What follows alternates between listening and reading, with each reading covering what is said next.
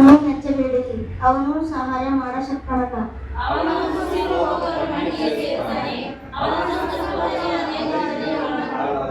ಯಾವನಿಗೆ ಯಾಕೋಬನ ದೇವರು ಸಹಾಯಕನು, ಯಾವನು ತನ್ನ ದೇವರಾದ ಯೆಹೋವನು ನಂಬಿರುತ್ತಾನೋ ಅವನೇ ಧನ್ಯನು.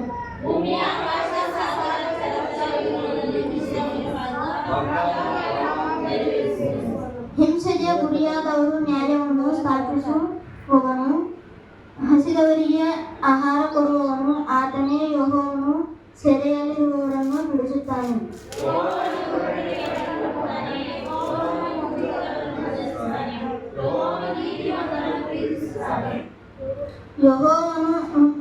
ಯೆಹೋವನು ಪರದೇಶದವರನ್ನು ಕಾಪಾಡುತ್ತಾನೆ. ಆತನ ಅನಾಥರಿಗೂ ವಿಧವೆಯರಿಗೂ ಆಧಾರವಾಗಿದ್ದಾನೆ, ಆದರೆ ದುಷ್ಟರ ಮಾರ್ಗವನ್ನು ಡೊಂಕು ಮಾಡಿಬಿಡುತ್ತಾನೆ.